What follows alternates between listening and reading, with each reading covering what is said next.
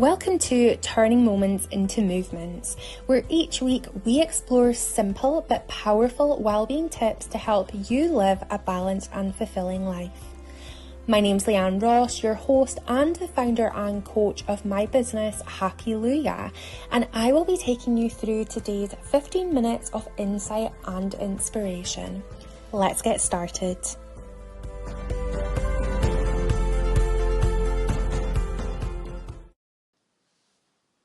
Hello and welcome to this week's episode. This week's episode is all about how to avoid Zoom fatigue. Absolutely relevant as well to the likes of Microsoft Teams. What else do we have? Facebook Messenger, FaceTime, Skype, all of your online platforms. And the reason why I wanted to do this episode was, I'm going to drop the C word, during COVID, our whole way of working was completely transformed. We went from, the majority of us going from face-to-face meetings to having to do everything online and having to constantly change the way we're working and change the way we're communicating and changing the way our working life really was. And we did this for the best part of 2 years. And after, COVID sort of started to subside and things, got back to whatever normal looked like after that point, things didn't really go back to the way they were. Hybrid working became very common practice. Full-time remote working also came into practice. And what I'm really getting at is, since COVID, we have really honed in on working online and reducing our contact face to face. And there's lots of positives, but also lots of challenges with that. But what I wanted to focus on today is how to combat that fatigue of being online constantly. And this is definitely something I really struggled with, and it was a huge part of why I was burnt out many moons ago, because being online, it made you more accessible. It made you more available for other people. And especially during COVID, we didn't really have the excuse. We couldn't say, actually, I'm not available because I've got plans. So this really, really affected so many people's work-life balance. And it still does to this day. Having spoken to a number of people who, are remote workers, they've echoed this to me time and time again, that this is a real challenge for them. This, way of working really increases that chronic burnout. It really increases high stress and it increases fatigue.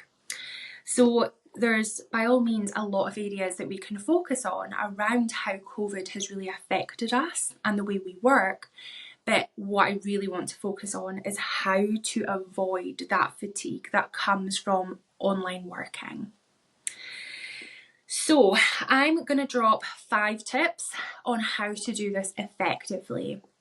And I've really aimed to ensure that these 5 tips are as accessible, as manageable as possible. They're small steps that lead to bigger change, which once again ties into my podcast theme of turning moments into movement. So it's those little habits, those little changes that we look to make into our everyday life that will lead to those bigger changes and bigger impacts. So the first one is really try to avoid back-to-back meetings. When you think of it, when we were in the habit of face-to-face working, you would generally organise a meeting, say 9 till 10, and then you would maybe have to travel to get to your next meeting, so it would be maybe 11 till 12, and then you would have to maybe travel back to your office, etc. Online work doesn't work like that. When we are online, it is so easy to organise back-to-back meetings because we're not moving, we're stationary, and typically so is the other person. So being able to do 9 till 10, 10 till 11, 11 till 12, 12 till 1 is really easy because we don't have that travel. We don't need that kind of physical intervention. Even, if you did have kind of meetings close together, I would imagine you generally always had at least 10-15 minute gap, in order to show your guest out, to kind of tidy up the room for the next person. There would always have been some sort of break. And what we find is because we have moved, a huge part of the workforce online, that back-to-back meetings are really inevitable. They happen really frequently. So I'm going to talk you through some tips around how not to do that. Because it is so detrimental, it can really, really affect our well-being in the workplace. So what I would really encourage you to do is be mindful of your diary. Even if it's 15 minutes, if you have a meeting, block out, say, 30 minutes between each meeting. And I know, I'm almost hearing people screaming at me when they're listening to this in the car on their way to their busy lives. Like, that's not possible. I don't have time for that. I totally appreciate it because I was also that person. I would be the first person screaming at myself in the car being like, well, I don't have time to have breaks and I don't have time to do X, Y, and Z. But if you want to support your workplace well-being, if you want to support, whether it's you as a business owner, whether it's you as an employee, whether it's you as a senior leader, irrespective, there's accountability there around looking after yourself and people around you. So please, and there is a reason why I'm suggesting 30 minutes at a minimum, please put in 30 minutes between appointments because that is really going to lead to more positive engagement within meetings. You're not going to be as fatigued. You're going to get more stuff done because your energy is going to be higher. Your productivity is going to be higher. Your motivation is going to be higher. The workplace dynamic is going to be better when you do simple tasks like this. Now, the reason why I'm suggesting at least 30 minutes, ideally longer, but let's go for 30 minutes, is giving yourself 15 minutes just to get up and consciously move after your meetings. This is my point 2. So giving yourself that 15-minute leeway of getting up, stretching your legs, walking into another room, to grab a cup of coffee, just taking that reset is really important. I don't know about you, but for me, after my meetings, I would immediately jump on to another call, or I'd be like replying to emails, any window of time I would use to work. It was that hustle factor, that, hard grind. But that is what leads to burnout. That's what leads to this fatigue that we get from remote working online. So as I say, the second point is after every meeting that you have, dedicate, 15 minutes preferably, just to get up, stretch your legs, grab a coffee, even go outside for a few minutes. That really helps the brain to reset. And it really helps you to move forward with your day. It re-energizes you. It really sort of reduces that chances of fatigue coming into your working day if you are being a little bit more mindful around taking regular breaks. It re-energizes the body. There's so many benefits around how to raise your productivity, how to raise your mood, and taking breaks is really, really effective. The third one, and this is why I say a minimum of 30 minutes, the third one would be, providing that there's not a huge amount of actions after the meeting, give yourself 15 minutes after. So say that your Zoom meeting finishes at 10, take a break until 10:15. Then from 10:15 until say 10:30 when your next meeting comes, use that time to put in some protected time. And this goes into my third point. If you can, do the actions from that meeting straight away within those 15 minutes. And by all means, I understand that sometimes, you're given huge tasks during those meetings. So it could be that you've been allocated to write a report, or you've been asked to create and provide a presentation.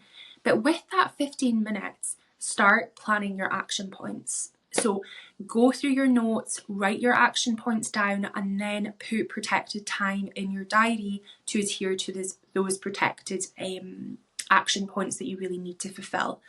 The reason why I suggest that is because quite often this is why we're working late, because it's in our head, oh gosh, I've got so much to do, after that meeting, there's so much, I'm just going to get cracking with it now.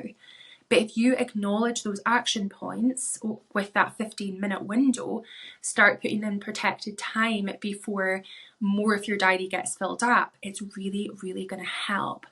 It's also going to help to lower your anxiety and stress and get out of that habit of overworking and overthinking and feeling obliged to doing these action points later in the day in your overtime and in effect in your spare time, your time off. It's almost as if you're giving your brain a bit of a debrief of, these are the action points, this is what I'm going to do about it, this is the protected time I'm putting in my diary to ensure that I have that time to fulfill these action points. And then it really helps to balance your diary out. And if your diary is already too full, it gives you information to either manage your diary more effectively so you don't have as many meetings, or to have that conversation with the person who's filling your diary and saying, look, I've got this presentation, you said it's due next Tuesday, look at my diary, I have no space to do it. I know these conversations can be really hard. I will probably do an episode on how to have these challenging conversations, but just bear with me because we're just focusing on how to protect yourself from that fatigue within the workplace. The fourth one, and I've really in effect covered it, is really honouring that protected time that you've put in for your action points. It's really easy to move things about. It's really easy if you have someone saying, do you have half an hour that I can speak to you about this project or whatever? It's really difficult to stay boundaried when you have half an hour that you've actually scheduled for your protected time. And this is what I see all the time. People are inclined to move it to a different time. And sometimes that's okay. You can use your own discretion. But sometimes doing that continuously can really hinder your own progress. It can really push your protected time back. And subsequently, it can lead to you feeling the need to overwork, feeling the need to cram in more meetings, feeling the need to work over and above your paid hours, your contracted hours. So really trying to get out of the habit of that is really, really important. I have done an episode on boundaries. It was quite early on. I want to say it's episode 3. So if you want to know a little bit more about how to be boundaried, make sure you check that one out as well. And then finally, regardless of what the meeting is, set an agenda and a time scale. Now, I do sometimes struggle with this, especially if I'm meeting someone that I really like and I enjoy talking to. It's so easy to just, plan for a 30-minute conversation and it ends up being over an hour long, and you're just talking about lots of stuff and then you've lost kind of the point of the actual meeting. There's times for that, and if you have those people in your life, by all means do that in your spare time. But if this is in your work time, and sorry, I'm just going to quickly add a quick point. Always make room for socialising with your colleagues. Always make time to have that enjoyable conversations if you can. I'm not saying for a second that they should fall away and it should just be that hard grind. Absolutely not. Have those conversations. But if you're tight on time for a specific meeting, having an agenda and having a time scale to match that agenda is going to be really helpful, because it's going to help you to stay accountable to the time and the purpose of the meeting. And it's also going to help other people who are in the meeting as well. Sometimes attaching the agenda to the invite is really helpful, because people then see, okay, this is the stuff that we're going to be focusing on. Even sometimes having the times listed on the agenda is really helpful as well. It helps to keep things intentional, it helps to keep things moving, and it helps people to stay accountable to why they're really at the meeting. And you can always add in 15 minutes at the end of the meeting for any other business. You know, that's when you can get the crack with people. But factoring it in is really, really going to be helpful. So to reiterate, to really avoid that fatigue from working online, is to avoid back-to-back meetings, constantly getting up after every meeting that you have, or after every kind of task. The third one being note your action points and put in protected time for them within your diary. The fourth one is putting protected time in for that and honouring that protected time. And then the fifth one is setting agendas for meetings and being really realistic about timescales as well. I am going to do another episode that's going to be a bit more generalised around remote working and how to support your workplace well-being during those points. But I really wanted to do one about meetings specifically, because this is the thing that can really take up a huge amount of our time. And if they're not managed in a way that feels right for us, it can be really, really damaging for our own well-being and the well-being of others. If you found this helpful, let me know. As always, I love to connect with people. My details are in the show notes. I also have so many courses, so many coaching programs, so much ways that I can support you and your colleagues with anything workplace wellbeing. So if you're interested, make sure that you do check all the details in the show notes. Thank you so much for listening, and I can't wait to speak to you all next week. Bye.